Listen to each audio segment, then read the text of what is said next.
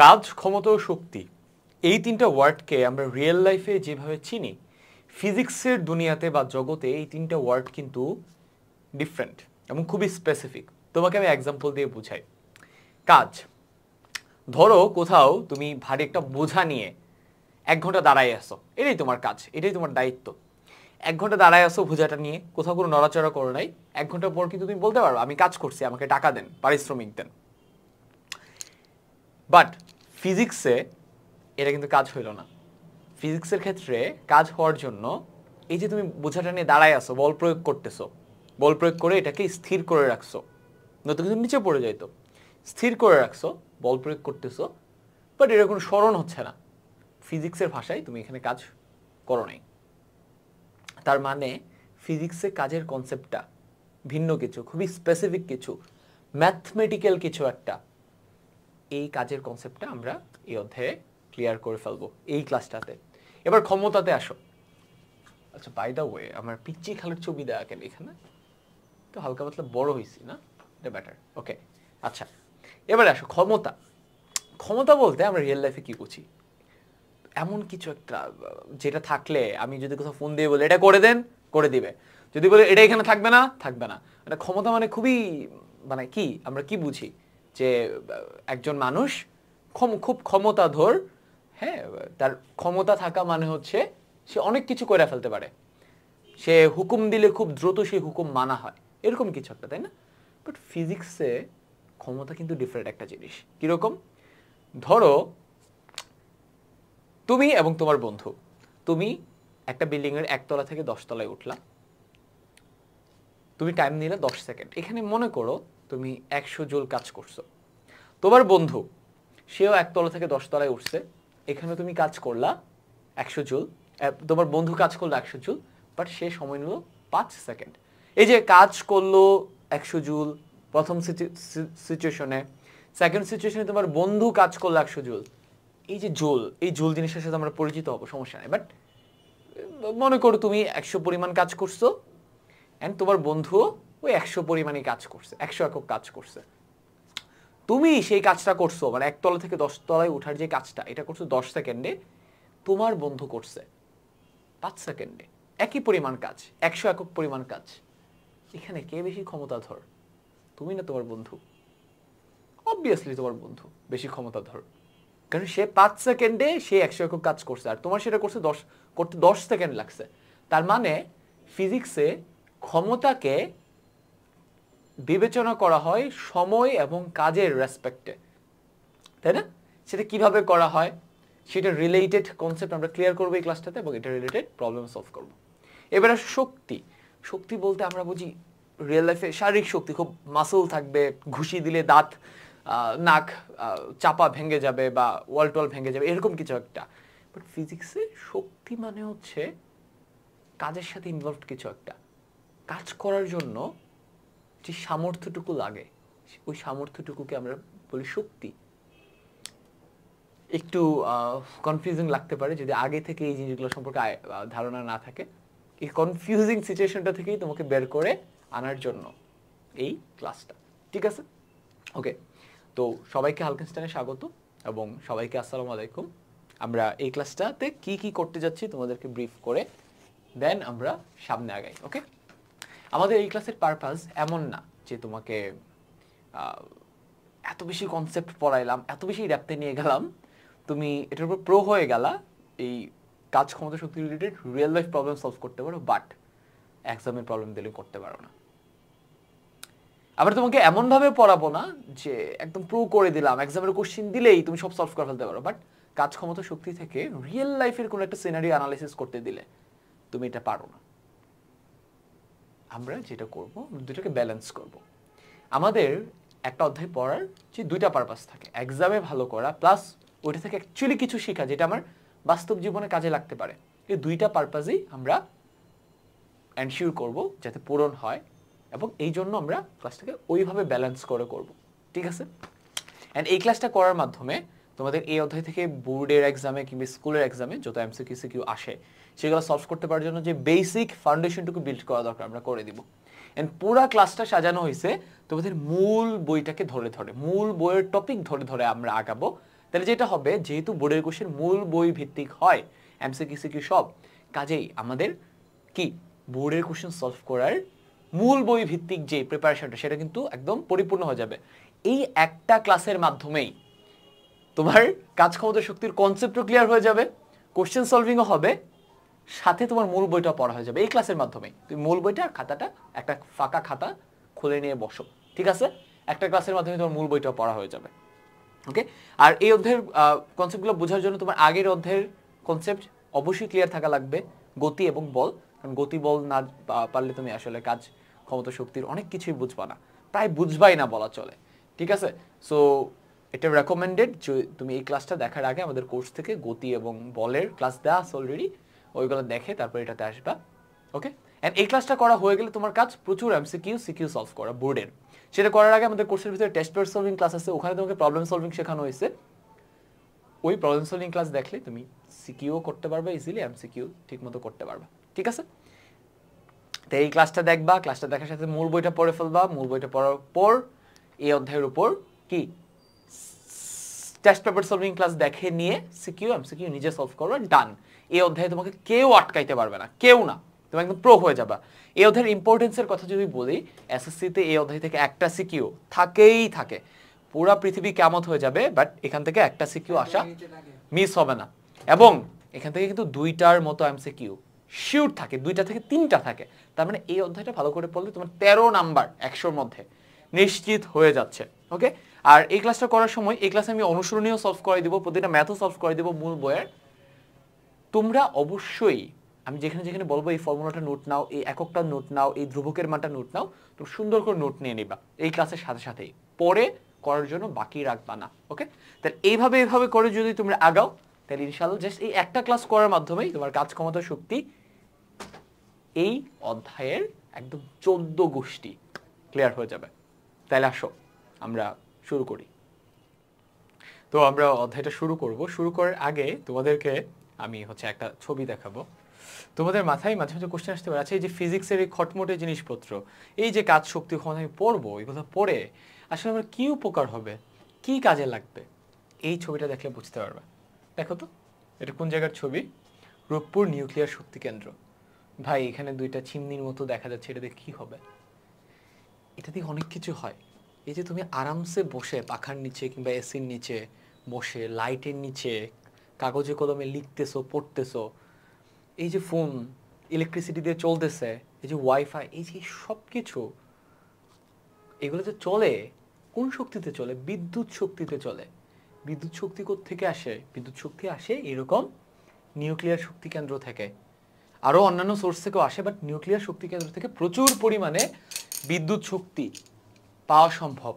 তার মানে এই যে আমরা ফিজিক্সের খটমটি জিনিসগুলো পড়তেছি, কাজ ক্ষমতা শক্তি, এগুলোর উপর আমাদের আন্ডারস্ট্যান্ডিং যত বেটার হবে, আমরা এই ধরনের জিনিসপত্র নিয়ে তত বেশি কাজ করতে পারবো, তত ভালো কাজ করতে পারবো।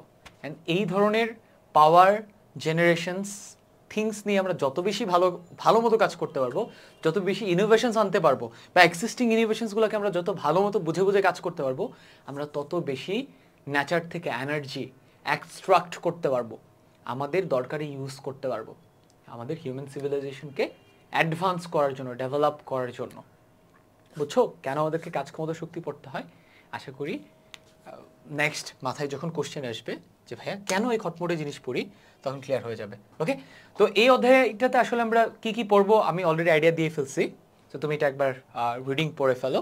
ওকে, আমি তোমাকে অনুরোধ করব তুমি কাইন্ডলি প্লিজ একটা খাতা এবং কলম নিয়ে বসো। মূল বইটা নিয়ে বসতেও পারো, নাও বসতে পারো, সমস্যা নেই, বাট মূল বইটা নিয়ে বসলে বেটার হয়। তুমি দাগাই নিতে পারো। আমরা এই ক্লাসের মধ্যে শুরুতে যেটা বলছি মূল বইটাও শেষ করে ফেলবো, বাট আমি তোকে মূল বই রিডিং পড়াবো না। আমি মূল বইয়ের কনসেপ্টগুলো, টপিকগুলো তোমাকে বুঝাই দিব, দেন ওই টপিক রিলেটেড মূল বইয়ে কী কী আছে আমি স্লাইডে সেগুলো ইনক্লুড করে রাখছি, সেগুলো একটা একটা করে দেখাই দিব। তুমি পজ করে করে সাথে সাথে ভিডিওর সাথে সাথেই পড়ে ফেলবা। ওকে, আচ্ছা, সো এটা একটু তুমি রিডিং পড়ে নাও। ওকে, পজ করে রিডিং পড়ে ফেলো। অ্যান্ড এই অধ্যায় পাঠ শেষে আমরা কী কী শিখতে যাব, এটা আমি খুবই বোরিং একটা কাজ, আমি প্রতিটা ক্লাসের শুরুতেই এটা করে তোমাদেরকে বিরক্ত করি। কেন করি? কারণ বোর্ডে যে কোশ্চেন করা হয় এমসিকিউ সিকিউ, সেগুলা কোশ্চেন করার সময় অ্যাকচুয়ালি চেক করা হয় এখানে শিখনফলে যে কিওয়ার্ডগুলো লেখা হয়েছে এই কিওয়ার্ডগুলা থেকে কোশ্চেন করা হচ্ছে কিনা, এই কিওয়ার্ডগুলা থেকেই ক খ গ ঘ এমসিকিউ কোশ্চেনগুলো করা হয়। এমসিকিউ বা সিকিউ কোশ্চেনগুলো এমনভাবে করা হয় সো দ্যাট এটা টেস্ট করা যায় এখানকার কিওয়ার্ডের জিনিসগুলো তুমি পারো। তার মানে এই অধ্যায়টা এখনই তো এখানকার কিওয়ার্ডগুলো আমি বললে বুঝবা না, বাট এই অধ্যায়টা পড়ার পর আবার ব্যাক এসে দেখবা এই কিওয়ার্ডগুলো সম্পর্কে তোমার আইডিয়া হয়েছে কিনা, বা এই কিওয়ার্ডগুলো রিলেটেড সিকিউ এমসিকিউ তোমার সলভ করা হয়েছে কিনা।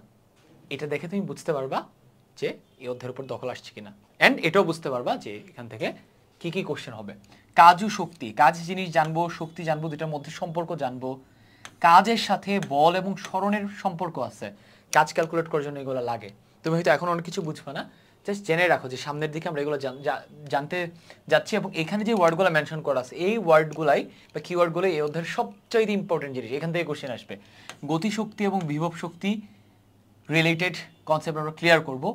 উৎসে শক্তির রূপান্তর, শক্তি কিভাবে গতিশক্তি থেকে বিভব শক্তিতে যায়, বিভব থেকে কিভাবে গতিশক্তিতে আসে, অথবা তাপ শক্তি কিভাবে যান্ত্রিক শক্তিতে রূপান্তরিত হয়, যান্ত্রিক শক্তি কিভাবে তাপ শক্তিতে রূপান্তরিত হতে পারে। শক্তির অনেকগুলো রূপ থাকে, একটা থেকে আরেকটাতে কিভাবে কনভার্টেড হয়। অ্যান্ড অর্থনৈতিক, সামাজিক ও পরিবেশগত প্রভাব বিবেচনায় শক্তির প্রধান উৎসসমূহের অবদান বিশ্লেষণ করতে পারে। আমরা শক্তি, তুমি নিশ্চয়ই বুঝতে পারছো যে হিউম্যান সিভিলাইজেশনকে অ্যাডভান্স করার জন্য শক্তি ব্যবহার করতে হয়, শক্তিকে রূপান্তর করতে হয়। শক্তি আমরা কোত্থেকে পাবো সেই উৎসগুলো সম্পর্কে আমরা জানবো, সোর্সগুলো, কোন সোর্সটা ভালো কোন সোর্সটা খারাপ আমরা জানবো। ওকে, শক্তির রূপান্তর আমরা কিভাবে, এটা তো বললামই যে একটা রূপ থেকে আরেকটা রূপে আমরা কিভাবে নিতে পারি আমাদের দরকার অনুযায়ী। শক্তির নিত্যতা বলে একটা জিনিস আছে, যে শক্তি টোটাল ইউনিভার্সের শক্তি কি কনস্ট্যান্ট, শক্তির অ্যামাউন্ট বা পরিমাণ, শক্তি কখনো ধ্বংস হয় না বা নতুন করে সৃষ্টি হয় না, এই ব্যাপারগুলো সম্পর্কে আমরা জানবো। শক্তির রূপান্তর, এটা তো বললামই, শক্তির রূপান্তরের সাথে পরিবেশের ক্ষতি হওয়ার একটা ব্যাপার আছে। হ্যাঁ, অ্যান্ড উন্নয়ন কার্যক্রমে প্রচুর শক্তি লাগে, শক্তির কার্যক্রম এবং নিরাপদ ব্যবহার এইগুলো সম্পর্কে আমরা জানবো।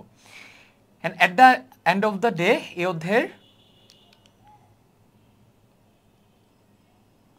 সবচেয়ে ইম্পর্টেন্ট টপিক কাজ এবং শক্তির পরে ক্ষমতা এবং কর্মদক্ষতা, এগুলো আমাদেরকে ক্লিয়ার করে নিতে হবে। ঠিক আছে, ভর এবং শক্তি এই দুইটা জিনিস এক্সচেঞ্জ করা যায় একটার সাথে আরেকটা, সেটা কিভাবে করা যায়, একটা ফর্মুলা আছে, সূত্র আছে, সেটার সাথে আমরা পরিচিত হব। ওকে, সো ইনাফ বোরিং আলোচনা হয়েছে। এই হচ্ছে টোটাল ওভারঅল হোল চ্যাপ্টারে আমরা কি করতে যাচ্ছি, কাজ এবং শক্তি নিয়ে আইডিয়া নিতে যাচ্ছি। দেন শক্তির সাথে পরিবেশের কি সম্পর্ক আছে এটা নিয়ে একটু বিস্তারিত আলোচনা হবে। দেন আমরা ক্ষমতা কর্মদক্ষতা এগুলোতে চলে যাব। ওকে, তো আমাদের প্রথম টপিক হচ্ছে কাজ।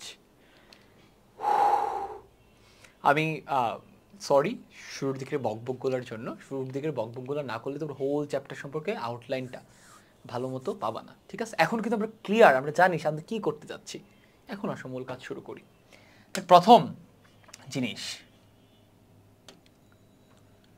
ভাইয়া, আমরা এখন কাজ 4.1 এটা শেষ করে ফেলো। সবার আগে আমরা কাজের একটা রিয়েল লাইফ এক্সাম্পল দেখব। ঠিক আছে, আচ্ছা এটা আমি ডুপ্লিকেট করে নিই।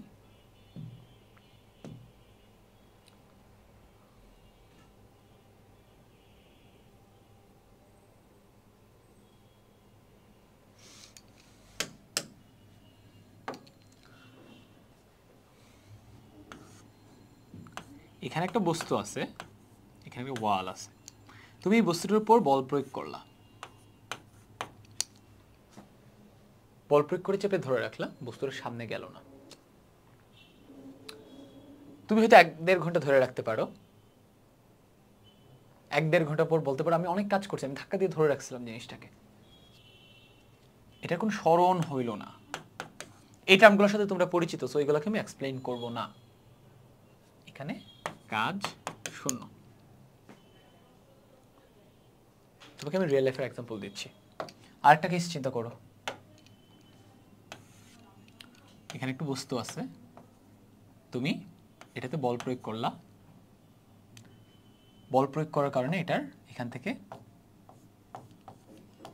এখানে স্মরণ হইল, একটু হচ্ছে স্মরণ, স্মরণের ভ্যালু আছে, এফের তো ভ্যালু থাকবেই। এখানে যদি তুমি কাজ ক্যালকুলেট করো, ফিজিক্সের কনসেপ্ট অনুযায়ী তুমি এখানে কাজের ভ্যালু পাবা। তার মানে কি বুঝলা? তার মানে কাজ হচ্ছে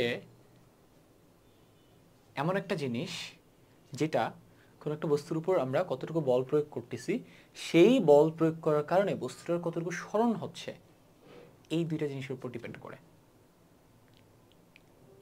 আমরা রিয়েল লাইফ এক্সাম্পলের মাধ্যমে কাজের সংজ্ঞাটা জেনে নিলাম। তাহলে কাজের সংজ্ঞা কি? কাজের সংজ্ঞা হচ্ছে কোনো একটি বস্তুর উপর বল প্রয়োগের কারণে যে সরণ হয়, সেই বল এবং সরণের ডট গুণফলকে কাজ বলে। তুমি ক্লাস 9-10-এ জাস্ট গুণফলও বলতে পারো, বাট এইচএসসিতে গেলে তোমাকে ডট গুণফল বলতে হবে। কেন বলতে হবে? ওই তখন এইচএসসিতে গেলে ক্রস গুণফল, ডট গুণফল এগুলো জানতে পারবো। সো এসএসসিতে জাস্ট একটুক বললেই ইনাফ। আমরা ক্যাতাবি সংজ্ঞাটা কিছুক্ষণ পর দেখাবো, বাট মনে রাখার জন্য কোনো একটি বস্তুর উপর বল প্রযুক্ত হলে সেই বলের কারণে বস্তুর, কথাটা খেয়াল করো, সেই বলের কারণে বস্তুর যতটুকু সরণ হয়, সেই সরণ এবং বলের গুণফলকে কাজ বলে, সেই বলের দ্বারাকৃত কাজ বলে। ওয়ার্ডগুলো খেয়াল করো, বলের দ্বারাকৃত কাজ। আবারও বলি, কোনো একটি বস্তুর উপর বল প্রয়োগ করা হলে সেই বলের কারণে বস্তুটির যতটুকু সরণ হয়, সেই বল এবং সরণের গুণফলকে বলের দ্বারা কাজ বলে। ঠিক আছে? আচ্ছা, আমাদের সংজ্ঞা ক্লিয়ার। ওকে, তাহলে সংজ্ঞা থেকে কি আবার আমরা সূত্র লিখতে পারবো না? অবভিয়াসলি আমরা এবার সূত্র লিখতে পারবো। আমাদের সংজ্ঞা ডান, এবার আমরা সূত্রটা ক্লিয়ার করে ফেলি। তাইলে কোনো একটা বস্তুর উপর যদি F পরিমাণ বল প্রয়োগ করা হয় এবং সেটার কারণে যদি বস্তুটার S পরিমাণ সরণ হয়, ডিসপ্লেসমেন্ট হয়, তাহলে সেখানে কৃতকাজকে আমরা W দিয়ে ডিনোট করি, work equal to F into S। That's it. এই জায়গাটাতে বেশ কিছু কনফিউজিং সিচুয়েশনের আবির্ভাব ঘটে, আমরা সেগুলো এখানে ক্লিয়ার করবো। ওকে, এটা হচ্ছে কাজের বেসিক কনসেপ্ট। তাহলে আমরা যে বললাম রিয়েল লাইফের কাজ আর ফিজিক্সের কাজ ডিফারেন্ট। তাহলে ফিজিক্সের কাজ কি? ফিজিক্সের কাজ হচ্ছে কোথাও বল প্রয়োগ করতে হবে, বল থাকতে হবে এবং সেই বলের কারণে সরণ থাকতে হবে, তাইলেই সেখানে কাজ হয়, আদারওয়াইজ কাজ হয় না। সরণ হচ্ছে বাট বল নাই, কাজ হবে না। বল আছে, সরণ নাই, কাজ হবে না। দুইটাই থাকা লাগবে। এন্ড যতক্ষণ বল প্রয়োগ করলা ততক্ষণে যতটুকু সরণ হয়েছে অতটুকু ক্যালকুলেট করতে হবে। এটাতে আমরা সামনে আসতেছি। ওকে, আচ্ছা, তা আমাদের সূত্র ক্লিয়ার। এবার আমরা এটার একক এবং মাত্রা ক্লিয়ার করে ফেলবো।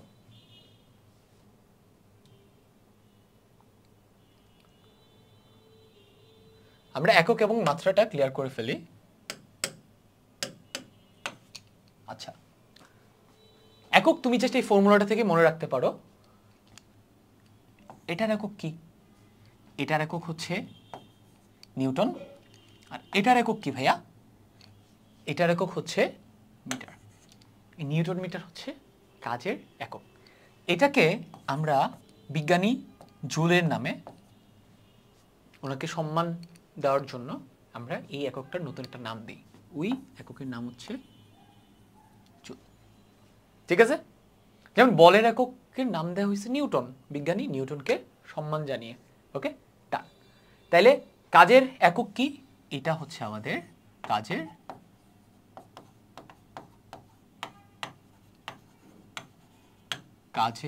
একক। ওকে, ডান। এবার মাত্রায় আসো। দেখো, একক এবং মাত্রা সূত্র বা ফর্মুলা যদি খুব ভালো করে মাথায় রাখো, একক ফর্মুলা থেকে আমরা জেনে নিতে পারি, তাই না? বাট কাজ যেহেতু খুবই ইম্পর্টেন্ট একটা রাশি ফিজিক্সের, কাজেই কাজের একক ডিরেক্ট মনে রাখাই বেটার হবে। ফর্মুলা ভালো করে জানলে একক জানি, আর একক ভালো করে জানলে মাত্রা জানি। ভাইয়া, কাজের মাত্রা কত হবে? বলের মাত্রা এবং সরণের মাত্রা। সরণের মাত্রা কত? এল। বলের মাত্রা কত? আচ্ছা, বল মানে জানি কি? বল মানে হচ্ছে নিউটনের দ্বিতীয় সূত্র অনুযায়ী যদি লিখি এম এ, ঠিক আগের অধ্যায়ে এগুলো ক্লিয়ার করে আসছে। এইবার বুঝছো কেন আগের অধ্যায়ের কনসেপ্ট লাগবে। এম কি? ম্যাস। ম্যাসের মাত্রা হচ্ছে কি? Capital M. ওকে। এ কি? ত্বরণ। ত্বরণের মাত্রা যেন কি? এল টি ইনভার্স 2। এন্ড তুমি যদি ত্বরণের মাত্রা মনে না থাকে তুমি ত্বরণের সূত্র এখানে লিখতে পারো, ভি ডিভাইডেড বাই টি। তো ভি এর মাত্রা হচ্ছে মিটার, ভি এর মাত্রা হচ্ছে এল টি ইনভার্স 1, আর টি এর মাত্রা হচ্ছে টি। এখান থেকে এল টি ইনভার্স 2 পাচ্ছি। এখন যদি ভি এর মাত্রাও তোমার মনে না থাকে, লিখো ভি এর ইকুয়েশন লিখো। ভি এর ইকুয়েশন হচ্ছে কি? S by T. এস এর মাত্রা হচ্ছে এল, টি এর মাত্রা হচ্ছে টি। এখান থেকে আছে এল টি ইনভার্স 1, এভি কে টি দিয়ে ডিভাইড করলে আমরা পাই এল টি ইনভার্স 2, আর ম্যাসের মাত্রা তো এম, তাই না? তার মানে বলের মাত্রা হচ্ছে এম এল টি ইনভার্স 2। এটা এখানে বসাই দিই, এম এল টি ইনভার্স 2, এখানে আছে এল। আলটিমেটলি দুইটা মিলায়া কি হচ্ছে? দুইটা মিলায়া হচ্ছে M L square T inverse 2। Okay, এইটাই হচ্ছে ভাইয়া কাজের মাত্রা। তাহলে কি বুঝলা? এই যে মাত্রা একক, এত গুরুত্বপূর্ণ টপিক, এগুলা মুখস্থ করবা নাকি জাস্ট ফর্মুলা মনে রাখবা? ফর্মুলা মনে রাখবা। ফর্মুলা মনে থাকলে অটোমেটিক্যালি একক মাত্রা চলে আসবে, ঠিক আছে? আর যদি এই ফর্মুলা থেকে একক মাত্রা ক্যালকুলেট করতে ঝামেলা হয়, এই ফর্মুলার ভিতরে কানেক্টেড যেই রাশিগুলো আছে এগুলোরও ফর্মুলা লিখবা, তাহলে হয়ে যাবে, ঠিক আছে? আলটিমেটলি এখানে কি করলাম? আমি কাজের যে ফর্মুলাটা আছে এটাকে আমি মৌলিক রাশিতে ব্রেকডাউন করলাম, তাই না? বলকে ব্রেকডাউন করলাম ভর এবং ত্বরণে। ভর মৌলিক, কিন্তু এত মৌলিক না। একে আবার ব্রেকডাউন করলাম ভি এবং টিতে, টি মৌলিক, বাট ভি তো মৌলিক না। ভি কে আবার ব্রেকডাউন করলাম কিসে? সরণ এবং টাইমে। এই দুটো কিন্তু মৌলিক রাশি, ফান্ডামেন্টাল কোয়ান্টিটি। সো এইভাবে আমরা কি মাত্রা ক্যালকুলেট করতে পারি, একক ক্যালকুলেট করতে পারি, ঠিক আছে? আচ্ছা, আশা করি এই অ্যাপ্রোচ দিয়ে সামনে যেখানে যেখানে তোমাকে মাত্রা ক্যালকুলেট করা লাগতে পারে সেখানে তুমি করতে পারবা। ওকে, তাহলে আমাদের এককের কনসেপ্টও ক্লিয়ার শেষ, আমাদের মাত্রাও ক্লিয়ার করা শেষ। এবারে আসো এই কাজ। একটা কোশ্চেন হয় এখান থেকে যে কাজ কি, এখান থেকে একটা কোশ্চেন হয়। এটা আমাদের শেষ, এটা আমাদের শেষ, এটা শেষ, এটা শেষ, এটা শেষ। কাজ কি ভেক্টর নাকি স্কেলার? এখান থেকে একটা কোশ্চেন করে, কাজ কি ভেক্টর নাকি স্কেলার? বলো, তোমরা বলো, কাজ কি ভেক্টর নাকি স্কেলার? এতক্ষণ যে আমি কাজ নিয়ে কথা বলছি, কোথাও দিক নিয়ে কোনো কথা বলছি? বলি নাই। এখান থেকে তুমি ক্লু নিতে পারো। যেমন ব্যাগের সংজ্ঞা দেওয়ার সময় আমরা বারবার একটা জিনিস বলি, নির্দিষ্ট দিকে কোনো একটি বস্তু একক সময়ে যতটুকু দূরত্ব অতিক্রম করে তাকে ওই বস্তুর ব্যাগ বলে। দিক কথাটা বলে দিছি, বাট কাজের ক্ষেত্রে কিন্তু দিক নিয়ে কিছুই বলিনি। তার মানে কাজের ক্ষেত্রে দিক নিয়ে মাথা ঘামানোর দরকার নাই, অ্যাটলিস্ট এই ক্লাসে নাই। তার মানে কাজ কি স্কেলার। দিক নিয়ে কোনো একটা রাশিকে পরিপূর্ণভাবে প্রকাশ করার জন্য যদি দিকের দরকার না হয়, শুধু মানই যথেষ্ট হয়, তাকে স্কেলার রাশি বলে। কাজের ক্ষেত্রে শুধু মানই যথেষ্ট। ওকে, দ্যাটস ওয়াই আমরা কাজকে বলবো কাজ হচ্ছে একটা স্কেলার রাশি, ফ্যাক্টর না। ওকে, এখন কেন স্কেলার? ভাইয়া কাজ is equal to F dot S. একটা তো ব্যাখ্যা দিলাম কেন স্কেলার। ওকে, এটার যদি ম্যাথমেটিক্যাল ব্যাখ্যা চাও সেটা এইচএসসিতে গিয়ে তুমি ডিটেলসে জানতে পারবা। কাজ হচ্ছে দুইটা ভেক্টর, বল ভেক্টর, সরণ ভেক্টর, দুইটা ভেক্টরের ডট প্রোডাক্ট। দুইটা ভেক্টরের ডট প্রোডাক্ট হইতে পারে স্বাভাবিক গুণন, হইতে পারে আরেকটা হইতে পারে ক্রস প্রোডাক্ট। দুইটা ভেক্টরকে যখন ডট গুণন করা হয় তখন স্কেলার পাওয়া যায়। দুইটা ভেক্টরকে যখন ক্রস গুণন করা হয় তখন ভেক্টর পাওয়া যায়। আর দুইটা ভেক্টরকে নরমাল গুণ করলে সেটা ভেক্টরই থেকে যায়, ঠিক আছে? সো এটা হচ্ছে একটা একটু হায়ার লেভেলের ব্যাখ্যা, যেটা এখন তোমার মাথায় যদি না ধরার দরকার নাই, এইচএসসি থেকে সেটা জানতে পারবা। বাট কাজ স্কেলার রাশি কেন? কারণ কাজের মান নির্ণয় করার জন্য আমাদেরকে কোনো দিকের সাহায্য নিতে হয় না। দ্যাটস ওয়াই কাজকে আমরা স্কেলার রাশি বলতে পারি। That's it, as simple as this. Okay, আচ্ছা, এটা আমাদের শেষ। তারপর আসো এবার বল ও সরণের দিক নিয়ে কনফিউশন। তোমরা যখন এইচএসসিতে যাবা তখন দেখা যাবে একটা বস্তুকে বল প্রয়োগ করা হচ্ছে মনে কর এই দিক বরাবর, বস্তুটা সরণ হচ্ছে এই দিক বরাবর, বল এইদিকে সরণ এইদিকে। দেখো বল এবং সরণের দিক ডিফারেন্ট। ওই রকম একটা কমপ্লেক্স কেসে তোমাদেরকে কাজ নির্ণয় করতে দিবে, দুইটার দিক ডিফারেন্ট হইতে পারে, বাট তোমাদের ক্লাসে বল এবং সরণের দিক হয় হয় একই দিকে হবে, এটা বলের দিক, এটা সরণের দিক, হয় একই দিকে হবে, আদারওয়াইজ একটা আরেকটার বিপরীত দিকে হইতে পারে। এইদিকে বল, এইদিকে সরণ, এইদিকে সরণ। তার মানে তোমাদের ক্লাসে, এই ক্লাসে 9-10 বল এবং সরণ একটা সরল রেখায় থাকবে। ওকে, একই ডিরেকশন হইতে পারে, উল্টা ডিরেকশন হইতে পারে।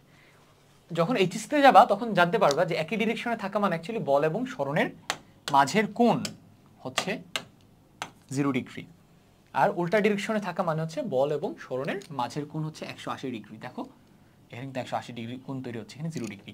সো ওই কোণ দিয়ে চিন্তা করার ব্যাপারটা এখন দরকার নাই, এইচএসসিতে গেলে জানতে পারবে। হ্যাঁ, সো আমি তোমাদেরকে একটু অ্যাডভান্সড টপিকের কনসেপ্টের হালকা একটা গ্লিম্পস দিব, একটা কি দিব, একটা ছোঁয়া দিব, ঠিক আছে, বাট ওইটার ডেপথে যাবো না, ওইটা এইচএসসিতে গিয়ে তোমরা জানতে পারবা, ঠিক আছে।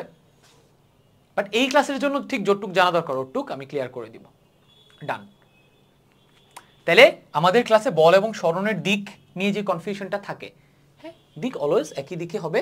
আমরা যেদিকে বল প্রয়োগ করব বস্তুটা ওই দিকেই যাবে, অথবা আমরা যেদিকে বল প্রয়োগ করব বস্তুটা হয়তো এটার উল্টা দিকে যেতে পারে। ফর এক্সাম্পল, একটা বস্তু, হ্যাঁ, একটা বস্তু সমবেগে নিচে পড়তেছে, তুমি হাত দিয়ে ধরে একটা বস্তুকে সমবেগে নিচে নামাচ্ছ, তুমি তো বল উপরের দিকে দিচ্ছ, বলটা উপরের দিকে দিচ্ছ, বাট বস্তু সরণ হচ্ছে নিচের দিকে। এটা ভালো একটা এক্সাম্পল, বাট এত ভালো করে বোঝা যায় না। অন্য একটা এক্সাম্পল দিই। এই যে মেঝের উপর দিয়ে বস্তুটাকে তুমি ঠেলে সামনে পাঠাচ্ছ, বস্তুটা সরণ হচ্ছে, তুমি বল দিচ্ছ এইদিকে, সরণ এইদিকে হচ্ছে, এই ক্ষেত্রে কোনো ঝামেলা নাই, বল এবং সরণের দিকে এইদিকে কোনো ঝামেলা নাই। বাট এখানে আরেকটা বল আছে, মেঝের ঘর্ষণ আছে না, ঘর্ষণ বলটা কোন দিকে কাজ করতেছে? এদিকে কাজ করতেছে। আগের অধ্যায়ে এগুলো ক্লিয়ার করা হয়েছে। ঘর্ষণ বল এদিকে কাজ করতেছে, বস্তুটা যাচ্ছে সামনের দিকে, ডিরেকশন কি? একটা আরেকটার উল্টা, 180 ডিগ্রি। তার মানে বল এবং সরণের দিক উল্টাও হইতে পারে। আমরা রিয়েল লাইফ একটা সিনারিও দিয়ে দেখলাম। ওকে, আর একই দিকে যে হইতে পারে এটা তো উদাহরণ অ্যাভেলেবল। তাহলে এইবার এখান থেকেই আসে হচ্ছে এই জিনিসটা, বল দ্বারা কাজ এবং বলের বিরুদ্ধে কাজ।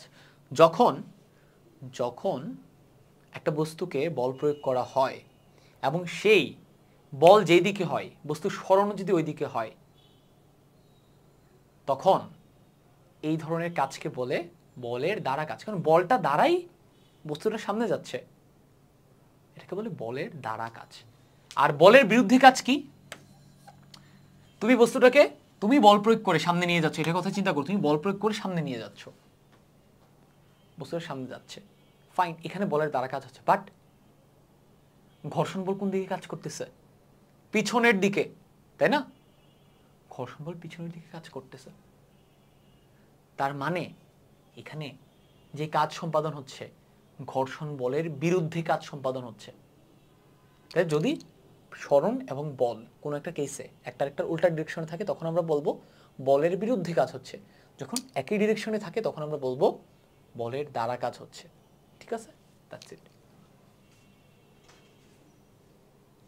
আরো একটা এক্সাম্পল আছে বলের বিরুদ্ধে কাজে। তুমি একটা বস্তুকে ধরে উপরে উঠাচ্ছ, তুমি উপরের দিকে যে বলটা দিচ্ছ, বস্তুটা উপরের দিকে যাচ্ছে, এখানে তুমি যে বলটা দিচ্ছ বস্তুটাকে, এই বলের দ্বারা কাজ হচ্ছে। বাট বস্তুটার উপর অ্যাট দ্য সেম টাইম নিচের দিকে গ্র্যাভিটেশনাল ফোর্স, অভিকর্ষ বল, সেটাও কিন্তু কাজ করতেছে। সেই বল কিন্তু স্টিল কাজ করতেছে তুমি যখন উঠাচ্ছ। সেই বলের রেসপেক্টে, সেই বলের সাপেক্ষে বল নিচের দিকে, বাট বস্তু যাচ্ছে উপরের দিকে। বল তো কাজ করতেছে, যতক্ষণ সরণ হচ্ছে ততক্ষণ তো বল কাজ করতেছে নিচের দিকে, নাকি? এই পার্সপেক্টিভ থেকে আমরা বলতে পারি এখানে বস্তুটা যেহেতু যাচ্ছে উপরের দিকে, অভিকর্ষ বল নিচের দিকে, সো এখানে অভিকর্ষ বলের বিরুদ্ধে কাজ হচ্ছে। সো আশা করি তোমরা আবার দ্বারা কাজ এবং বিরুদ্ধ কাজ, এটার আরেকটা নাম আছে, পজিটিভ কাজ এবং নেগেটিভ কাজ, ধনাত্মক কাজ, ঋণাত্মক কাজ। এই দুটি জিনিস সম্পর্কে যদি তোমাদেরকে ক বা খতে জানতে চাওয়া হয় তোমরা পারবা। ওকে, আচ্ছা ডান। এবারে আরেকটা কনফিউশন দূর করি। এই কনফিউশনটা আমি নতুন একটা স্লাইডে যাই, এখানে দূর করি। এগুলো সব আমাদের শেষ, সব শেষ। কাজের একদম বেসিক কনসেপ্ট আমাদের সব শেষ, এটাও শেষ, জাস্ট কনফিউশনটা দূর করি। এটা বলে আমাদের কাজের বেসিক কনসেপ্ট ডান। এখানে বল প্রয়োগ করলাম, বল প্রয়োগ করতেছি করতেছি করতেছি, বস্তুটা স্থির ছিল, গতিশীল হইল, বস্তুটা এখানে এসে থামলো। বস্তুটা এখানে এসে থামলো না, বস্তুটা এখান থেকে এখানে আসলো, বল প্রয়োগ করতেছি করতেছি করতেছি করতেছি করতেছি, এখান থেকে সরাই নিলাম, বল উইথড্র করে নিলাম। বস্তুটা যেহেতু গতিশীল হয়ে যাবে, বস্তুটা কিন্তু থেমে যাবে না। তো এখান থেকে এখান পর্যন্ত সরণ হইল এস, ঠিক আছে। এখানে এসে আমি বলটা উইথড্র করে দিছি, বস্তুটার মধ্যে একটা ব্যাগ আছে, সেই ব্যাগ নিয়ে সে সামনে যেতে থাকবে। একটা পর্যায়ে গিয়ে বস্তুটা এখানে এসে থেমে গেল। এই সরণটা মনে করো হচ্ছে S2 আর এটা হচ্ছে S1। তোমরা আমাকে বলো এখানে কৃত কাজ কত? W is equal to F_S1, এটা কারেক্ট নাকি W is equal to F_S2? কোনটা কারেক্ট? ভাইয়া কাজ মানে তো বল ইন্টু সরণ, তাহলে বল প্রয়োগ করছেন ভাইয়া F আর বস্তুর টোটাল সরণ হয়েছে S2, তাহলে এটা ভাইয়া কারেক্ট। আসলে কি তাই? আমরা কিন্তু এই ভুলটা করি। কোশ্চেনে বলা থাকে কোনো একটি বস্তুর উপর 3 সেকেন্ড বল প্রয়োগ করায়, সেই 3 সেকেন্ডে বস্তুটার 10 মিটার সরণ হইল, এভাবে না, এভাবে কোশ্চেন দেওয়া থাকে। কোনো একটি বস্তুর উপর 3 সেকেন্ড বল প্রয়োগ করায় কোনো একটি বস্তুর টোটাল সরণ হইল 10 মিটার। 3 সেকেন্ড পর বস্তুটির উপর আর বল প্রয়োগ করা হয়নি, বস্তুটির উপর কৃত কাজ কত? এখানে ধরো এখান থেকে এখানে 3 সেকেন্ড আর এখান থেকে এখানে ধরো 10 সেকেন্ড, কোন সরণটা নিব? এটা না এটা? দেখো সংজ্ঞার সময় আমি বারবার বলতেছিলাম বলের কারণে যতটুকু সরণ হবে অতটুকু সরণ নিব, অতটুকু বল নিব। এখানে তুমি এখান থেকে এখান পর্যন্ত বল দিছো, যতক্ষণ বল আছে ততক্ষণ যতটুকু সরণ হয়েছে এরটুকু আমরা ক্যালকুলেট করব, এটা কারেক্ট।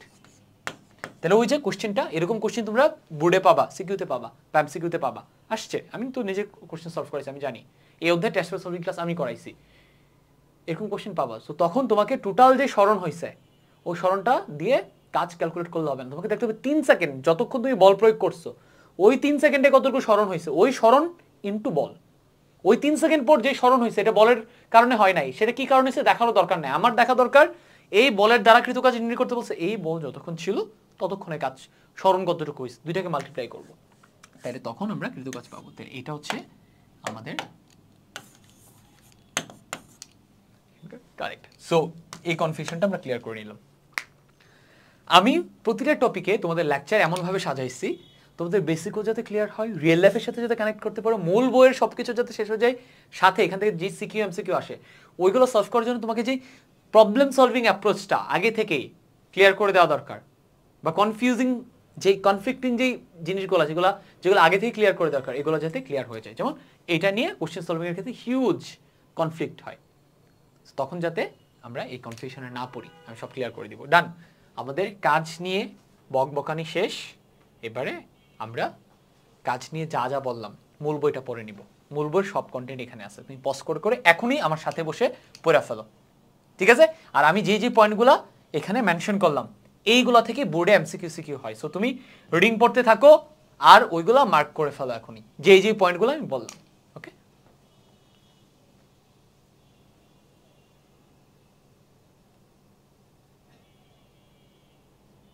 এই যে কাজের সংজ্ঞা, কাজের সূত্র এবং একক মাত্রা। এই দেখো ভেক্টর গুণফল এবং ডট গুণফল,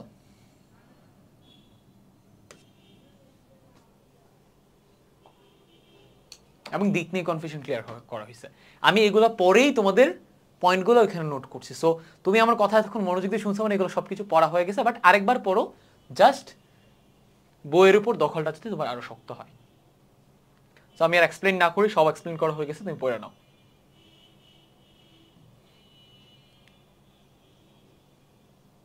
ওকে, সো কাজ সম্পর্কে আমাদের বইয়ের টেক্সটও পড়া শেষ। আমরা এবার একটা এক্সাম্পল সলভ করব, এটার মাধ্যমে কাজের কনসেপ্ট আমাদের ক্লিয়ার হয়েছে কিনা আমরা টেস্ট করতে পারবো। ওকে, সো এখানে কি বলতেছে দেখো, তোমার ভর 50 কেজি, তুমি 10 তলা বিল্ডিং এর উপর উঠছো। এখান থেকে এটা আমি আমার নিজেকে আমি 10 তলায় উঠাচ্ছি, একটু উচ্চতা হচ্ছে 10 তলা, ঠিক আছে। এদিকে মনে করো একটা বিল্ডিং আছে 1 2 3 এরকম করে, এখানে 10টা তলা আছে, এখান থেকে এখানে নিজেকে উঠাচ্ছি। ওকে, তুমি কত কাজ করেছো? প্রতি তলার উচ্চতা 3 মিটার।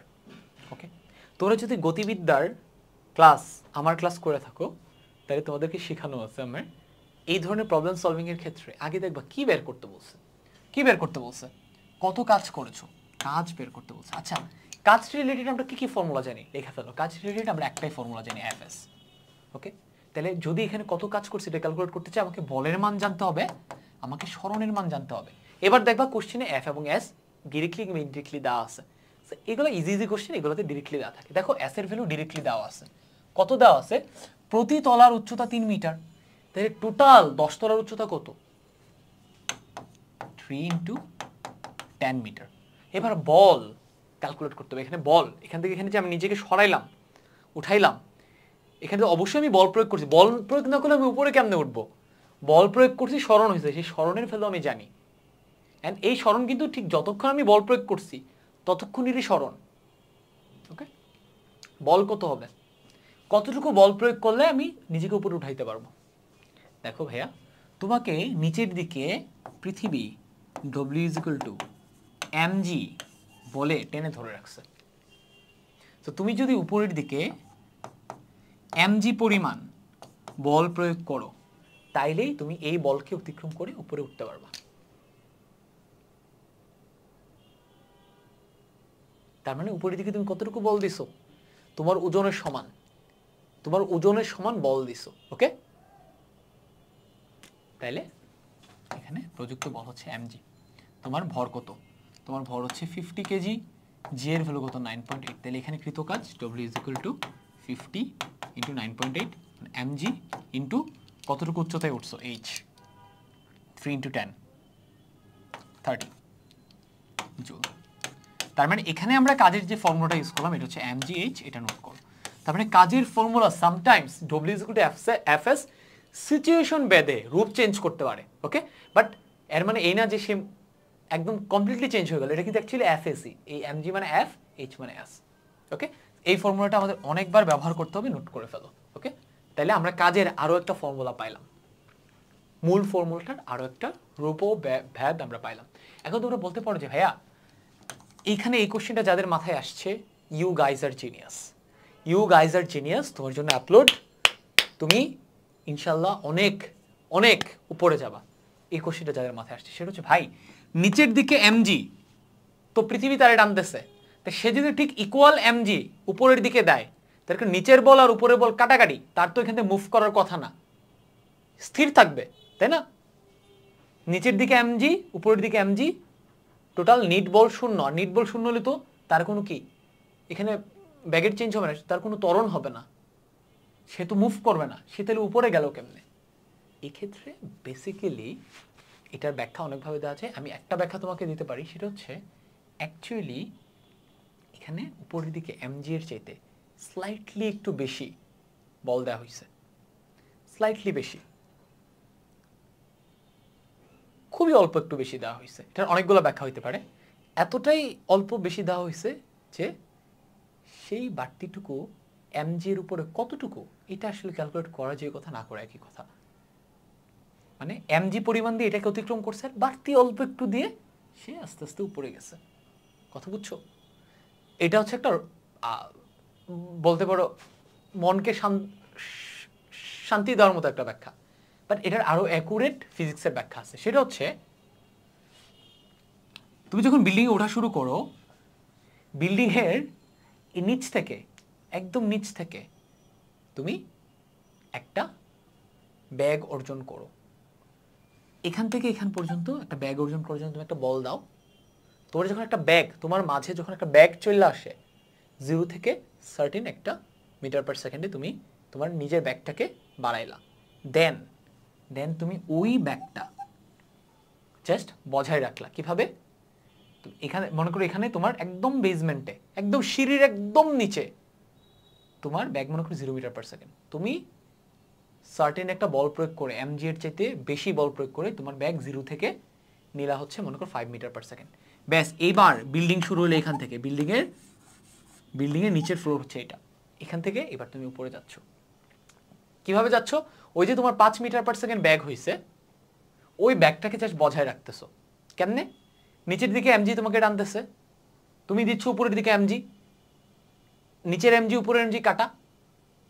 তাইলে নিট ফোর্স কত? 0।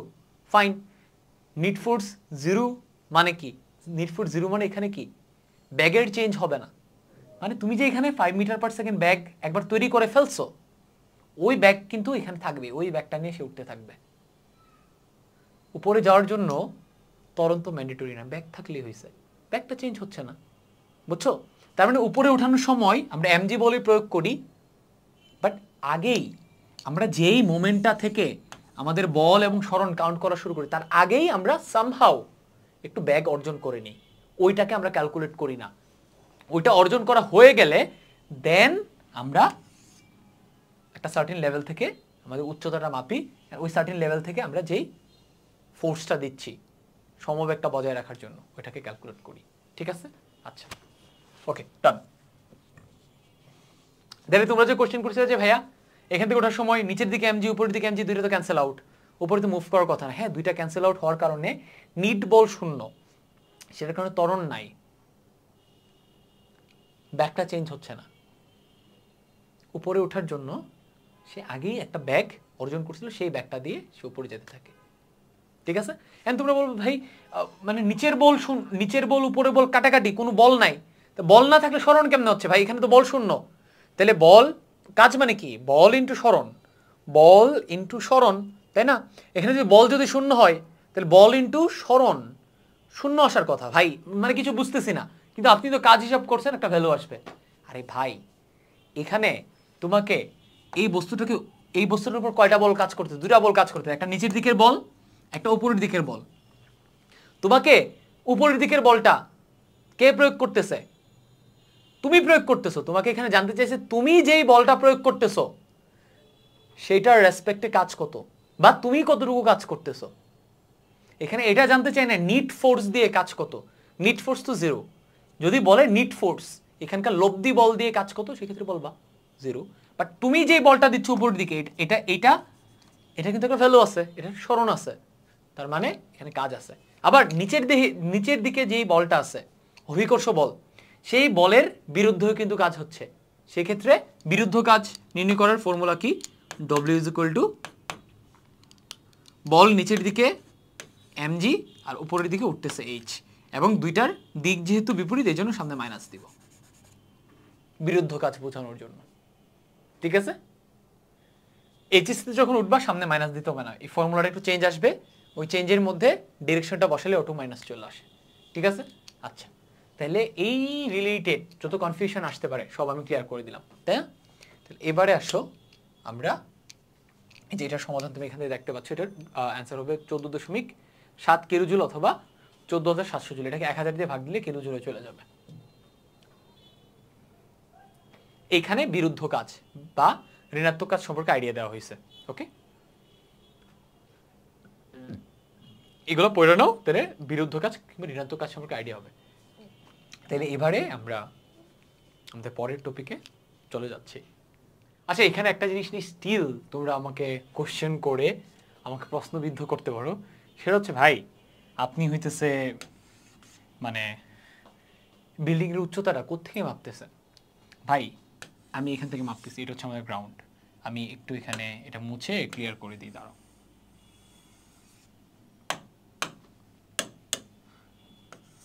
এটা হচ্ছে আমাদের গ্রাউন্ড, এই ব্লু লাইন থেকে আমি উচ্চতাটা মাপতেছি, বাট ব্লু লাইনের নিচ থেকেই সামহাউ আমরা আগেই এই জায়গাটুকুতে আমার নিজেকে উপরে নেওয়ার জন্য যে ব্যাগটুকু অর্জন করা দরকার সেটা অর্জন করে নিছি, করে দেন ওই ফিক্সড ব্যাগ নিয়ে আমি উঠছি, বুঝছো? ওই ফিক্সড ব্যাগটাকে বজায় রাখার জন্য, কারণ তুমি যদি উপরে এমজি না দাও নিচের এমজির কারণে ব্যাগটা চেঞ্জ হয়ে যাবে, তাই না? এই জন্য উপরের দিকে এমজি দিচ্ছি, নিচের এমজি ক্যান্সেল আউট হয়ে গেছে, নিট বল শূন্য, আলটিমেটলি কি ত্বরণ শূন্য, তার মানে এখানে আমি যে ব্যাগটা অর্জন করছি 5 মিটার পার সেকেন্ড ধরো, ওইটা নিয়ে সে সুন্দর করে উপরে যেতে থাকবে। অ্যান্ড এখানে কিন্তু তুমি প্রতিটা মোমেন্টে এমজি পরিমাণ বল উপরের দিকে প্রয়োগ করলা বলেই সেই ব্যাগটা বজায় থাকবে আর সে উপরে যাবে, তার মানে ওই বলটার কারণে স্মরণটা হয়েছে, তার মানে এখানে আমি অ্যাকচুয়ালি কাজ করছি, ঠিক আছে? এই আমরা নিচের এই যে ইনিশিয়ালি যে ব্যাগ অর্জন করার যেই মোমেন্টটুকু ওইটা আমরা ক্যালকুলেশনে নেই না, ঠিক আছে? যে মোমেন্টে আমি একটা সমবেগে পৌঁছে যাই এখান থেকে আমরা ক্যালকুলেট করা শুরু করি, ওকে? সো আশা করি এটা নিয়ে তোমাদের কনফিউশন থাকবে না। আমরা পরের টপিকে যাই। আমরা এবারে শক্তির কনসেপ্টটা খুব ভালো করে ক্লিয়ার করে ফেলবো, ঠিক আছে? আচ্ছা, সবার আগে আমরা যেটা দেখবো সেটা হচ্ছে আমরা একটা রিয়েল লাইফের এক্সাম্পল থেকে শক্তি জিনিসটা কি বোঝার চেষ্টা করব। শক্তি এবং কাজ এই জিনিসটা একটার একটার সাথে ওতপ্রোতভাবে জড়িত, তো সো আমার বুঝাইতে খুব একটা কষ্ট হবে না, ওকে? আচ্ছা, এই যে দেখো এই ফোনটা, এটাকে আমি উপরের দিকে ওঠাচ্ছি, উপরের দিকে সরণ হয়েছে, আমি বল উপরের দিকে দিছি, ঠিক আছে? আচ্ছা, কিছুক্ষণ আগে যে তোমাদেরকে দেখাচ্ছিলাম যে আমার নিজেকে আমি একতলা থেকে 10 তলায় উঠাচ্ছি, অথবা কোনো একটা বস্তুকে উপরে ওঠানো একই জিনিস।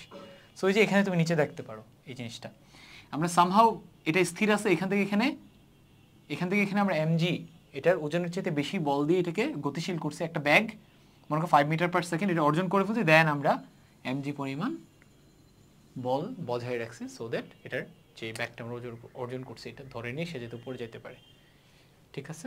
সো এটা তোমাদেরকে আমি হাতে নাতেও দেখাই দিলাম। এইবারে আসো শক্তি জিনিসটা কি। এই ফোনটাকে আমি বল প্রয়োগ করে উপরে উঠাচ্ছি,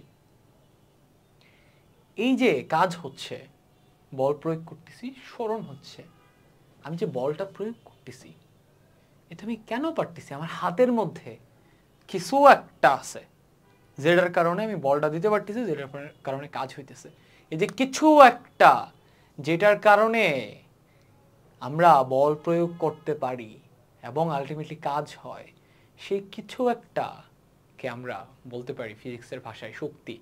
ওই আমরা রিয়েল লাইফে আমরা শক্তি বলতে যেটা বুঝি অনেক বেশি মাসেল হ্যান ত্যান, হ্যাঁ, শক্তি যার শক্তি বেশি সে অনেক বেশি প্রভাবশালী হ্যান ত্যান, এগুলো না।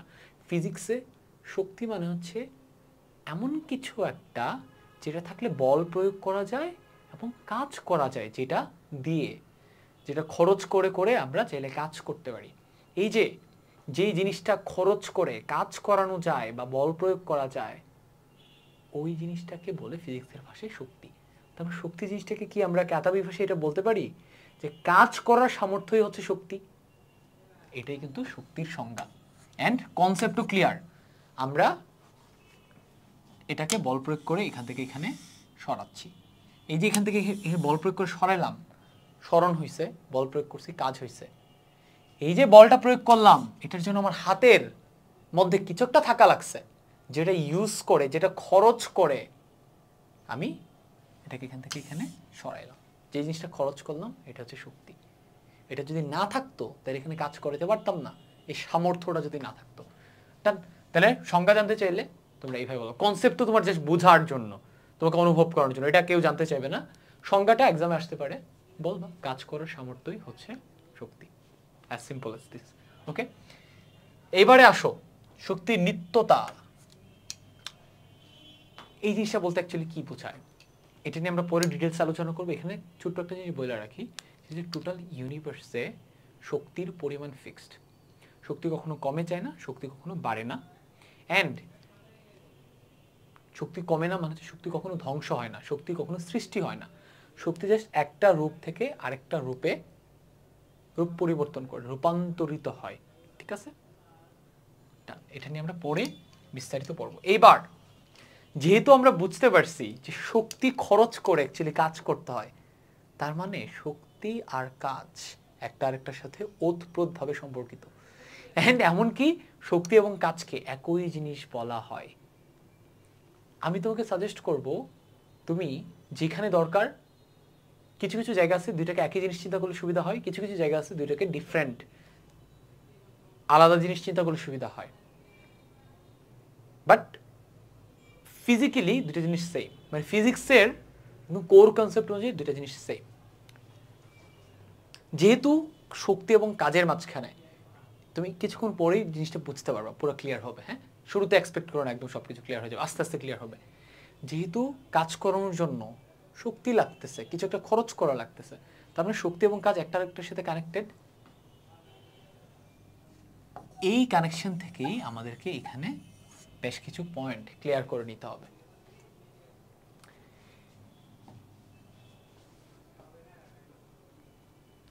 এইটার এক্সাম্পলটা যদি আমি তোমাদেরকে দেই, এটা একটা স্প্রিং দিয়ে, যদি আমার হাতের কাছে একটা স্প্রিং থাকতো তাহলে সুবিধা হইতো, আমি তোমাকে খুব ভালো একটা এক্সাম্পল দিতে পারতাম।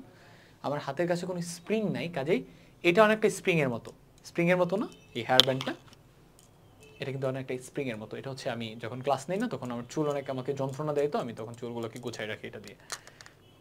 ঠিক আছে, তোমরা ভাবতে পারো যে ভাই অফিসে কি আপনার গার্লফ্রেন্ড নিয়ে আসছেন নাকি, মেয়েদের চুলের ব্যান্ড না, এটা আমার নিজের চুলের ব্যান্ড। হ্যাঁ, এটা মেয়েদের না, এটা সবাই ব্যবহার করতে পারে চুল বড় হইলে। ওকে, হোয়াট এভার। আচ্ছা, এটা কিন্তু একটা স্প্রিং এর মতো, ঠিক আছে। এটা দিয়ে আমি এক্সাম্পলটা দিতে পারি। দেখো, আমার হাত এটাতে বল দিচ্ছে, বল দেওয়ার কারণে এটা এখান থেকে সরণ হয়ে এখানে চলে আসলো, এখান থেকে এখানে সরণ হচ্ছে। এই যে একজন বল দিচ্ছে, মানে একজন কাজ করতেছে আর আরেকজনের উপর কাজ হচ্ছে। কাজ করতেছে আমার হাত, আর কাজ হচ্ছে এই ব্যান্ডটার উপর বা স্প্রিংটার উপর। এইখানে আমার হাত কাজটা সম্পাদন করার জন্য শক্তি খরচ করতেছে। যে শক্তিটা খরচ করতেছে, ধরো এখানে 5 একক পরিমাণ শক্তি খরচ হচ্ছে, এখানে 5 একক কাজ হবে। সো এখানে আমি যে পয়েন্টটা রেস করতে চাচ্ছি সেটা হচ্ছে, যেহেতু কাজ করার সামর্থ্য হচ্ছে শক্তি, আমি কোনো একটা জায়গাতে কাজ করার জন্য 50 একক শক্তি খরচ করলাম, ওখানে কতটুকু কাজ হবে? ওখানে যদি সেই শক্তিটা অন্য কোনো ফর্মে অপচয় না হয়, তাহলে সেখানে 50 একক পরিমাণই কাজ হবে। যেহেতু আমরা কাজের একক দেখছি জুল, তার মানে এখানে 50 জুল পরিমাণই কাজ হবে। তাহলে দেখো, যতটুক শক্তি দিচ্ছি ওটুক কাজ হচ্ছে, তার মানে কি? তার মানে দুটো ইকুয়াল, যদি কোথাও কোনো অপচয় না হয়। তাহলে এখানে এই ব্যান্ডটাতে যে আমার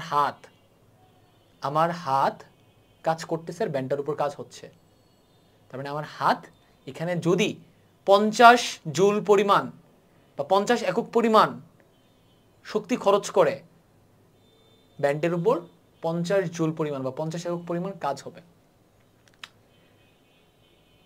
এইখানে একটা জিনিস তোমাদের নোটিস করতে হবে, সেটা হচ্ছে যে কাজ করতেছে, আমার হাতটা কাজ করতেছে, আমার হাত শক্তি খরচ করতেছে, আর যার উপর কাজ হচ্ছে তার উপর ওই পরিমাণ শক্তি সঞ্চিত হচ্ছে। এই পয়েন্টটা আমি, ফার্স্ট পয়েন্ট হচ্ছে যে কাজ করবে সে শক্তি খরচ করবে, যতটুকু শক্তি খরচ হবে ততটুকুই কাজ হবে, এটা হচ্ছে ফার্স্ট পয়েন্ট। সেকেন্ড পয়েন্ট হচ্ছে যে কাজ করে সে শক্তি খরচ করে, আর যার উপর কাজ হয় তার উপর শক্তি সঞ্চিত হয়। শক্তি সঞ্চিত হওয়া মানে কি? কাজ করার সামর্থ্য ওখানে জমা হওয়া। কাজ করার সামর্থ্যকে শক্তি বলে। এটা আমরা কেমনে বুঝবো? এটার উপর কাজ করার কারণে এটার মধ্যে শক্তি সঞ্চিত হয়েছে। এই যে দেখো, কাজ হয়েছে, এটা এই ফর্মে থাকলো। এবার আমি জাস্ট এটা ছেড়ে দেই, ছেড়ে এটা দিয়ে এটাকে দেখো, যখন আমি কাজ করে এই ফর্মে রাখলাম, এখন আমি এটাকে ছেড়ে দেই, কি হচ্ছে? এটাকে স্প্রিং এর মতো কি করতেছে, এই কলমটাকে বল প্রয়োগ করে কলমটার মধ্যে স্মরণ ঘটাচ্ছে, কলমটার স্মরণ ঘটাচ্ছে। তার মানে কি? সে বল প্রয়োগ করে কাজ করাইতে পারতেছে, তার মানে তার মধ্যে সামর্থ্য তৈরি হয়েছে কাজ করার, তার মানে তার মধ্যেও অ্যাকচুয়ালি শক্তি সঞ্চিত হয়েছে কাজ করার পরে। বাট কাজ করার আগে, এখন দেখো, এখন কলমটাকে রাখলাম, ছেড়ে দিছি, সে কিছুই দিচ্ছে না, তার মানে তার মাঝে এখন শক্তি নাই, তার মাঝে এখন শক্তি নাই, সঞ্চিত হয় নাই। যখন আমি তার উপর কাজ করব, আমার হাতের শক্তিটা তার মধ্যে চলে গেছে, তার মানে তার মধ্যে শক্তি সঞ্চিত হয়েছে, কাজ করার সামর্থ্য জমা হয়েছে। কেমনে টেস্ট করব? এখন জাস্ট ছেড়ে দাও, দেখছো কলমটা কিন্তু ডিরেক্ট নিচে পড়ে যাচ্ছে না, কলমটা এদিকে একটু সে বল প্রয়োগ করার কারণে সরণ হচ্ছে, তারপর সে সরে যাচ্ছে। আবারও দেখাই, দেখছো সে কিন্তু বল প্রয়োগ করতেছে। ঠিক আছে, সো যদি স্প্রিং থাকতো আমি তোমাদেরকে দেখাইতে পারতাম। তাইলে এখান থেকে আমি যেই পয়েন্ট দুইটা রেজ করতে যাচ্ছি সেটা হচ্ছে শক্তির খরচ। শক্তির খরচ, যতটুকু শক্তি খরচ হবে ততটুকুই কাজ হবে। এইটা হচ্ছে 1 নম্বর পয়েন্ট। 2 নম্বর পয়েন্ট হচ্ছে যে কাজ করে সে শক্তি খরচ করে, যার উপর কাজ হয়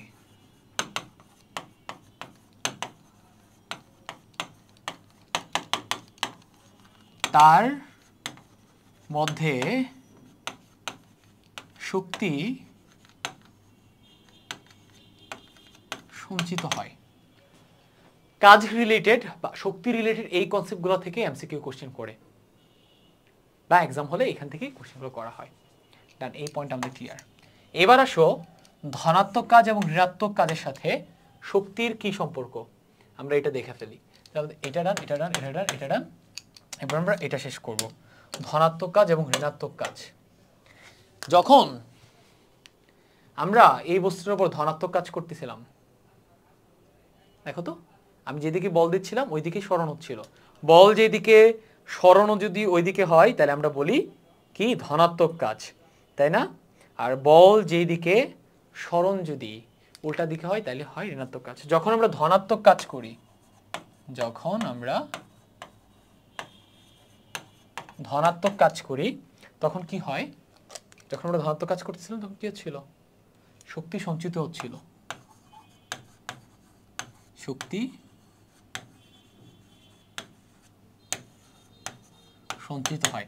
তাহলে ঠিক উল্টা ভাবে এটা তো মনে রাখতে পারবা, যদি ঋণাত্মক কাজ হয়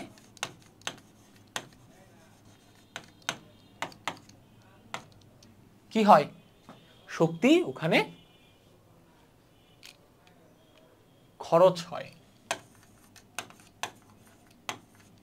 কোন একটা বস্তুর উপর যদি ধনাত্মক কাজ হয়,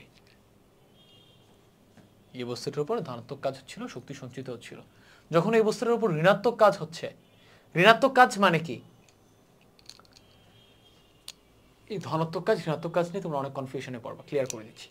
এই বস্তুটার উপর কাজ হচ্ছে না, উপর কাজ হচ্ছে, তার মানে বস্তুটার উপর ধনাত্মক কাজ হচ্ছে। যখন বস্তুটা নিজে কাজ করতেছে, যখন বস্তুটা নিজে কাজ করতেছে, যখন নিজে কাজ করতেছে তখন ঋণাত্মক কাজ। ঠিক আছে, তখন শক্তি খরচ হয়।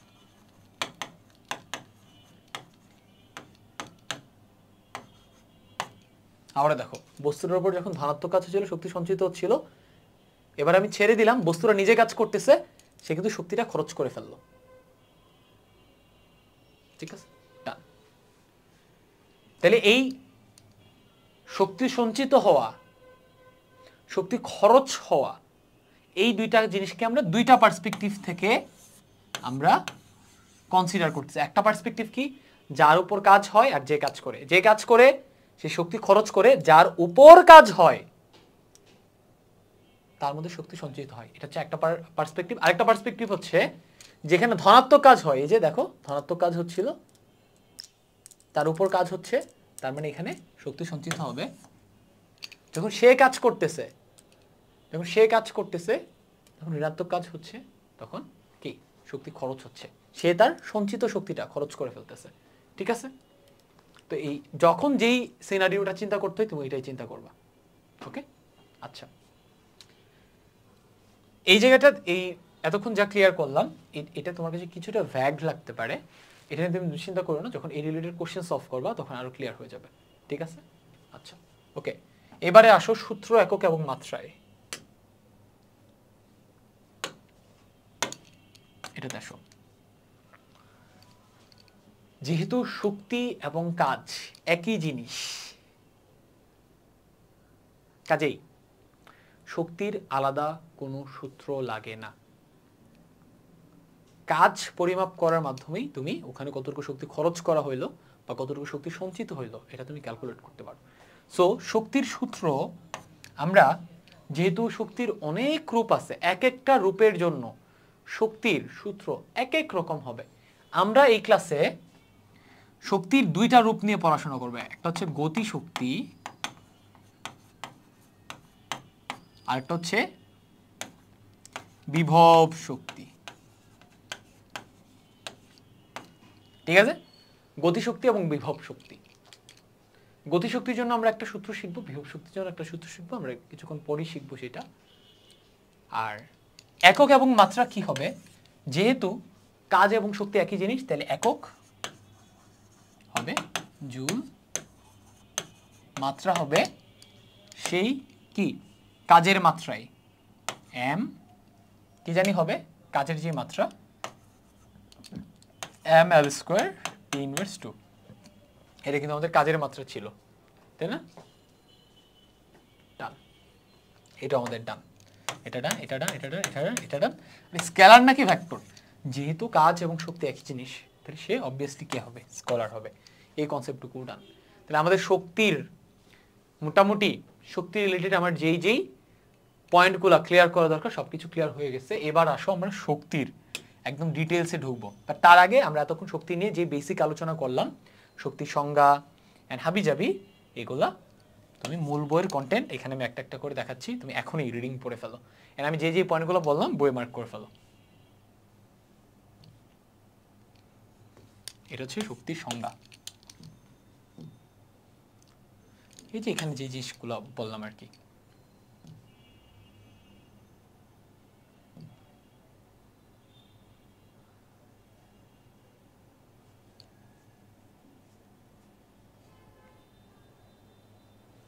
শক্তির একক এবং শক্তির মাত্রা টান। আমরা এখান থেকে একটা আবার শক্তি রিলেটেড একটা এক্সাম্পল সলভ করব, তারপর আমরা শক্তির ডিটেইলড টপিকে চলে যাব। একটা বস্তুর উপর 10 নিউটন বল প্রয়োগ করে 10 মিটার নিয়ে গেছো। ওকে, একটা বস্তুর উপর আমরা বল প্রয়োগ করলাম 10 নিউটন এবং তার সরণ ধরো এখান থেকে এখান পর্যন্ত সরণ হয়েছে, ঠিক আছে? তার সরণ হয়েছে ধরো 10 মিটার। 10 মিটার। এখানে ঘর্ষণ বল ছিল। ঘর্ষণ বল যদি বিপরীত দিকে 10 নিউটন হয়, তো এখানে বিপরীত দিকে ঘর্ষণ বল ছিল।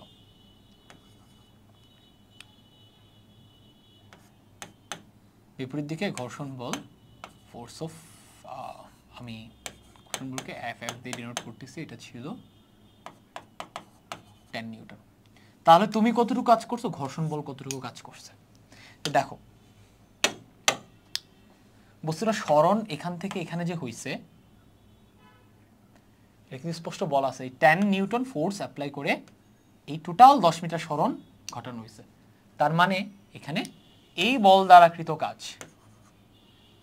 Is equal to ball into সরণ, এফ ইন্টু এস সমান বল হচ্ছে 10 নিউটন, সরণ হচ্ছে 10,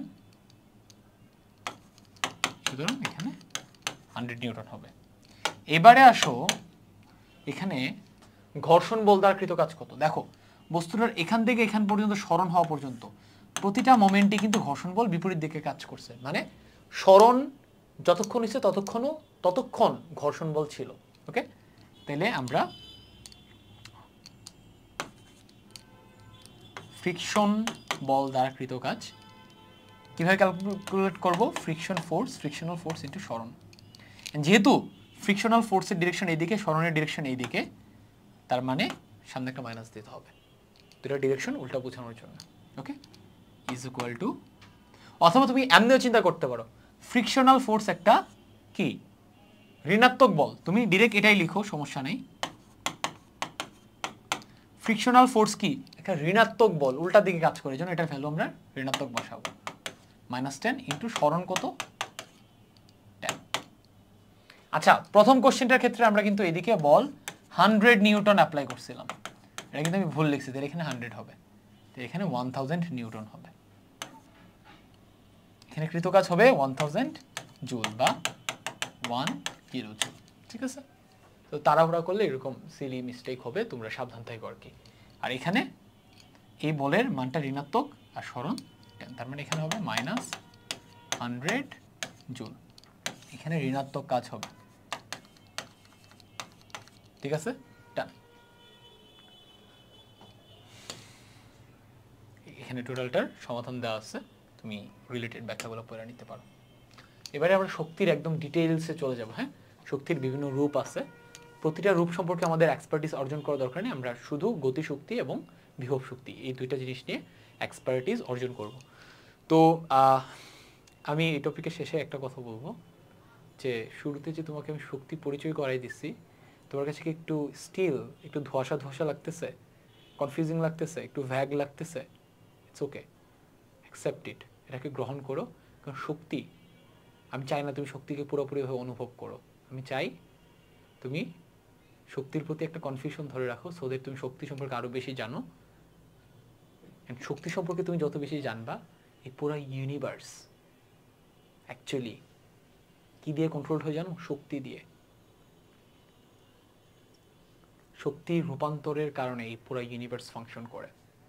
সো আমি তোমাকে শক্তিতে এনগেজ রাখতে চাই, তুমি যাতে শক্তি সম্পর্কে আরও বেশি জ্ঞান অর্জন করো।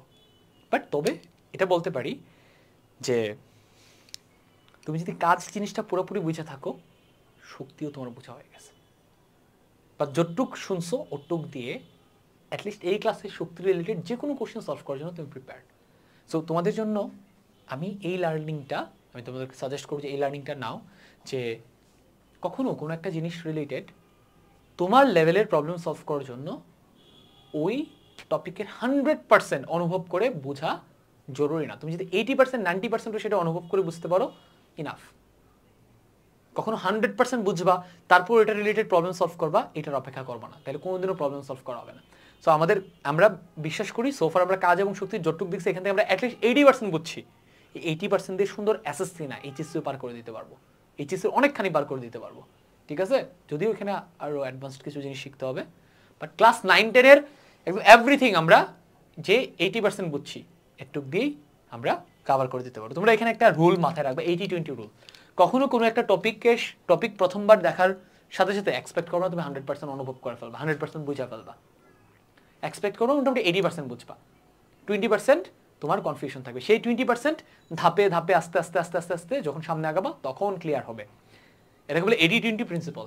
এই প্রিন্সিপালটা আরেকটা নাম আছে, দ্য করিডোর প্রিন্সিপাল। সেটা হচ্ছে তুমি যখন একটা করিডোর দিয়ে হাঁটো, তখন ওই করিডোরের সব কিছু তুমি দেখে ফেলো না, তুমি জাস্ট সামনে বুঝতে পারো একটা করিডোর আছে অ্যান্ড করিডোরের ওই মাথায় আলো আছে, একটুক বুঝাই এনাফ। তুমি যদি এক্সপেক্ট করো না করিডোরের দুই পাশে কি আছে সব আমি এখানে দাঁড়িয়ে জানা ফেলবো, না, এটা পসিবল হবে না। তুমি আস্তে আস্তে করিডোরটা ধরে ধরে সামনে আগাবা, তখন আস্তে আস্তে বাকি যেগুলো ক্লিয়ার হয় না একদম শুরুতে, যাত্রার শুরুতে, ওইগুলোও ক্লিয়ার হয়ে যাবে। ঠিক আছে, সো এই অধ্যায়ের পুরো ক্লাস দেখার পর, মূল বই রিডিং পড়ার পর, দেন এটার এমসিকিউ সলভ করার পর দেখবা তোমার কনফিউশন তাও 100% ক্লিয়ার হবে না, হয়তো 95% ক্লিয়ার হবে, 5% কনফিউশন আজীবন থেকে যাবে। বাট এটার জন্য তুমি কখনো আটকাবা না, তুমি সুন্দর ফিজিক্সে 100-এ 100-তে 100 তুলতে পারবা চাইলে। বুঝছো? ওকে, ডান। আমরা তাহলে নেক্সট টপিকে যাই। আবারও তোমাকে আমি একটু বিরক্ত করি, সেটা হচ্ছে ফিজিক্স আমার অনেক পছন্দের বিষয়, তো সো ফিজিক্স পড়ানোর সময় আমি অনেক ওভারওয়েলমিং হয়ে যাই অ্যান্ড আমি অনেক বেশি কথা বলি, সো আমাকে মাফ করবা। সেটা হচ্ছে দেখো আমরা কিন্তু এই পুরো ইউনিভার্সেরও সব কিছু বুঝি না, পুরো ইউনিভার্সের খুবই টাইনি একটা পোর্শনকে আমরা এক্সপ্লোর করছি। পুরো ইউনিভার্স যদি এত বিশাল হয়, ছোট্ট একটা বিন্দু যেটা চোখে দেখা যায় না, ওটুকু আমরা এক্সপ্লোর করছি। স্টিল আমরা কত সুন্দর জীবনযাপন করে যাচ্ছি, বিশাল বড় হিউম্যান সিভিলাইজেশন আমরা তৈরি করে ফেলতে পারছি। স্টিল আমরা কিন্তু পুরো ইউনিভার্সের মিস্টারির প্রবলি 0.00001% বুঝি নাই, তাতে কি হয়েছে? স্টিল আমরা ভালোই প্রোগ্রেস করতেছি। এটাও আরেকটা এক্সাম্পল যে কোনো কিছু 100% পুরাপুরি বোঝার জন্য অপেক্ষা করতে হয় না, যতটুক বুঝছি ওটুক নিয়ে সামনে আগাইতে হয়, বাকিটা পথ চলতে চলতে ক্লিয়ার হবে। তো ওদেরকে আরও একটা জিনিস আমি রেকমেন্ড করবো, সেটা হচ্ছে ফিজিক্সের ভেতরে না অনেক মেসেজ আছে, ফিলোসফিক্যাল মেসেজ আছে। যেমন এই যে তোমাকে আমি এই ফিলোসফিক্যাল মেসেজটা দিলাম, এখান থেকে তোমরা তোমাদের এক্সামে, তোমাদের রিয়েল লাইফেও অ্যাপ্লাই করতে পারো এই আইডিয়াগুলো। কোনো একটা অধ্যায় থেকে এক্সাম দেওয়ার জন্য কখনো ওই অধ্যায়ের 100% সব কিছু শেষ হবে এটার জন্য অপেক্ষা করবে না। যতটুক বুঝছো ওটুক দিয়ে এক্সাম দিবা, ভালো করতেছো। কোনো একটা কাজ কখনোই 100% পারফেক্ট কেন হচ্ছে না সেটার জন্য কাজটা ফেলে রাখবে না, কাজটা কোনো রকম শেষ করবা, পুরোপুরি পারফেক্ট হওয়া লাগবে না, তাইলে দেখবে লাইফে অনেক দূর আগাই গেছো, বুঝছো? কোনো একটা মানুষকে তোমার পছন্দ, ওই মানুষটাকে কখন তুমি 100% পারফেক্ট একজন পার্টনার হইতে পারবে সেটার জন্য অপেক্ষা করলা, তাকে প্রপোজ করলো, ততদিন সে অন্য কারো হয়ে যেতে পারে, অপেক্ষা করবা না। মোটামুটি যতটুকু প্রিপারেশন আছে ওইটা দিয়ে অ্যাপ্রোচ করবা, পায়াও যেতে পারো তার সান্নিধ্য, ঠিক আছে? তো ফিজিক্সের এই ফিলোসফিটা লাইফে অ্যাপ্লাই করবো। আমার খুবই প্রিয় একজন মানুষ এলন মাস্ক, সে মনে করে যে পুরো ইউনিভার্সকে যদি আমরা বুঝতে চাই, তাহলে আমরা যদি ফিজিক্সের ফিলোসফি দিয়ে আমরা যদি পুরো ইউনিভার্সটাকে দেখি ফিজিক্সের চোখে, তাহলে পুরো ইউনিভার্সটাকে বোঝা আমাদের জন্য অনেক বেশি সহজ হয়। তোমরা আশা করি এই ফিজিক্সের দর্শনে, ফিজিক্সের চোখে পুরোটা ইউনিভার্সকে, তোমার জীবনকে, সবকিছুকে দেখতে শিখবা।